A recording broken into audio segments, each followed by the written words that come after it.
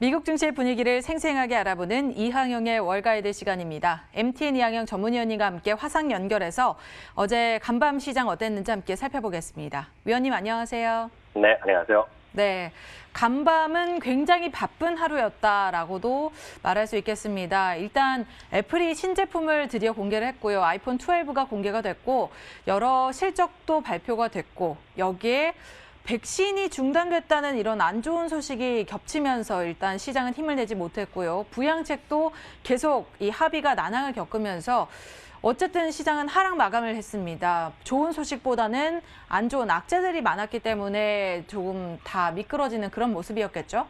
네, 맞습니다. 주시장이 정확하게는 닷새 만에 좀 하락 조정을 했습니다만, 조정폭이 또 크지는 않았던 하루라고 저는 이해를 하고 있습니다. 그만큼 많이 좀 달렸기 때문에 그나마 조금 또 쉬어가는 국면이 되겠고요. 그렇지만 전체적으로 보면 오늘도 사상 최고가를 이어가는 주식들도 알고 보면 꽤 많이 나온 하루가 되겠습니다. 다만 이제 섹터별로 보면 전반전 시장의 부진함에 따라서 대부분의 주가가 섹터가 전부 다 하락한 오늘 하루로 마감됐습니다. 일단 재료를 보면 가장 미국 사람들이 기대하고 있는 것은 빨리 돈을 이제 나라에서 주면 그래서 개인적으로도 쓰고 중소기업 하는 사람들도 직원들한테 월급을 줄 수 있는 돈을 받는 것인데 그에 대한 어떤 합의가 지연되고 있습니다. 지난 주말이었죠. 트럼프 대통령이 다시 부양 지원금을 1조 한 8천억 달러까지 줄 수 있다는 얘기했지만 펠로시 하원 의장이 어찌 보면 매몰차게 그거는 턱도 없다라는 소리를 한 거죠. 부족하다는 얘기를 했습니다. 그러니까 이것이 당장은 또 실현되기 쉽지 않다는 얘기 나오는 것이 시장을 좀 끌어내는 요인이었지만 앞서 말씀드렸지만 뭐 그런 것보다는 전반적으로 그동안 좀 또 많이 올랐기 때문에 쉬어가는 정도라고 보셔야 되겠습니다. 물론 코로나 관련돼서는 안 좋은 소식이 계속 있었죠. 존슨앤존슨이 코로나 백신의 임상을 중단한 것이 악재로 반영되면서 2.3%로 떨어졌고요. 일라릴리는 항체 주사죠. 이번에 항체 주사를 좀 맞은 거를 알려주고 있는데 어찌되었건 일라릴리 항체 주사 임상 실험도 중지되면서 역시 한 3% 가까이 오늘 하락을 했습니다. 시장의 경기가 이제 회복한다 어쩌다 하면 많이 떨어진 것 중에 회복화를 시도하는 것이 결국 항공주랑 크루즈 이런 것들인데요. 로얄 캐리비안이 10억 달러 증자를 소식이 알려지면서 13%나 떨어졌고 여타 다른 어떤 크루즈 관련 주식들로 전부 다 떨어지는 모습을 보여준 것이 전반적 시장의 큰 틀에서 보면 특징주들이 되겠습니다. 네, 그리고 또 간밤에 이제 애플의 아이폰 공개 행사가 있었는데 이날 뭐 아이폰이 딱 공개되는 그 시점에는 동시 접속 인원이 280만 명 정도 됐다고 하더라고요. 네. 다양한 가격대에 일단 아이폰을 제시를 하면서 애플 측에서는 이제 판매량을 늘려나가겠다라는 그런 전략인 것 같은데 5G 폰이 공개가 됐지만 사실 우리가 우려하는 부분은 과연 5G를 이용할 수 있을까 이런 점들입니다. 아이폰에 대한 기대감 어떻게 해석을 할 수 있을까요?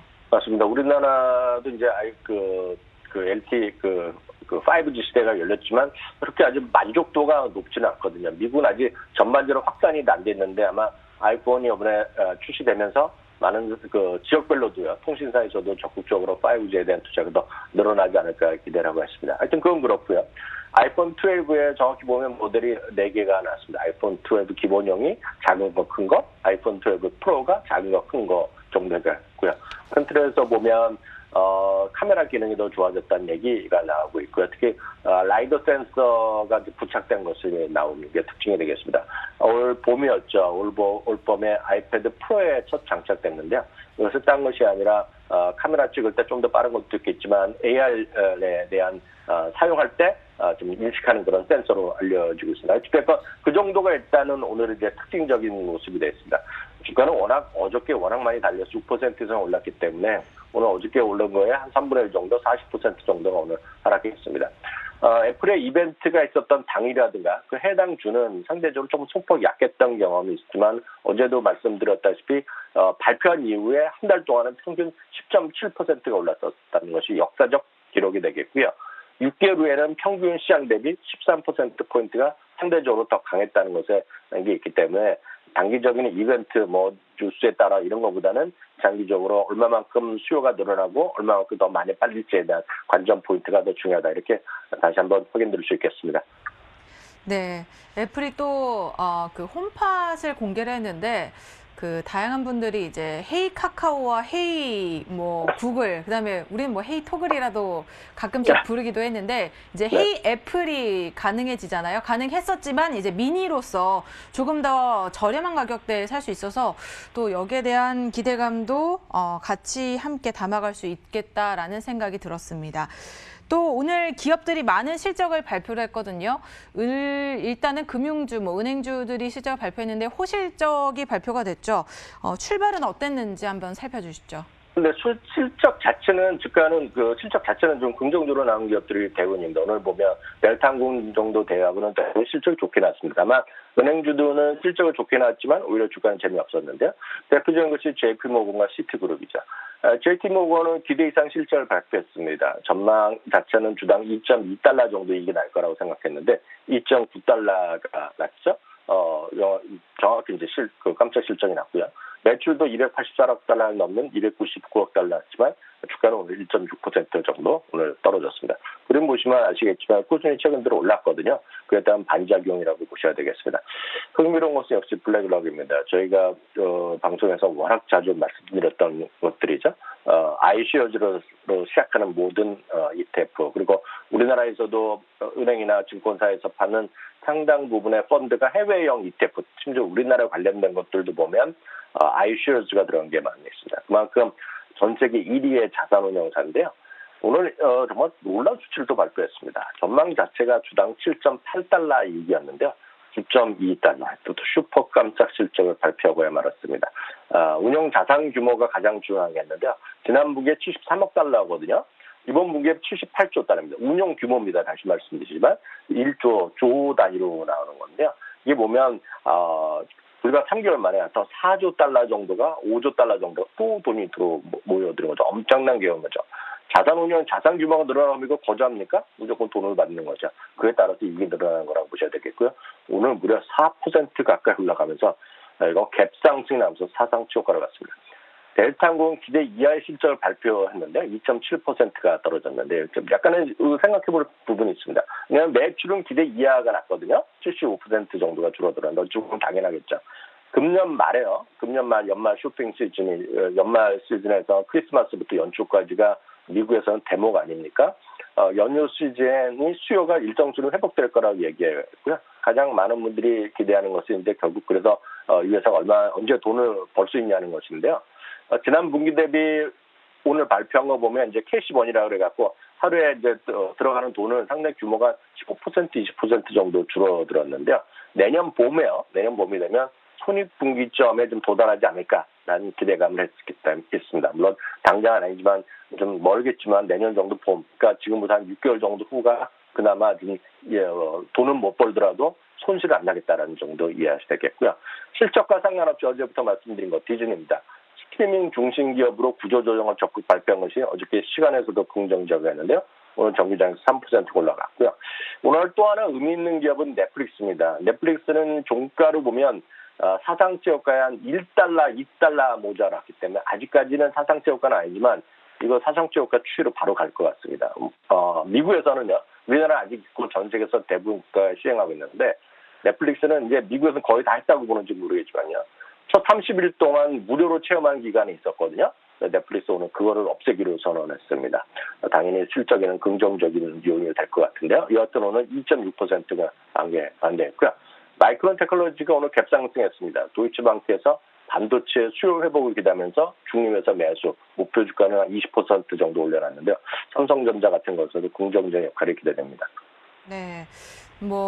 그리고 또 기업들에 대해서 재택근무 이슈가 계속해서 이어지고 있습니다. 아무래도 코로나19가 장기화되다 보니까 이제 재택근무를 오랫동안 지속을 하게 됐고 여기에 불편함이 딱히 없었다라는 그런 사람들의 이야기가 많았기 때문에 또 기업들에서는 재택근무를 그러면 우리는 계속해서 이어나가자라는 그런 태도인 것 같은데요.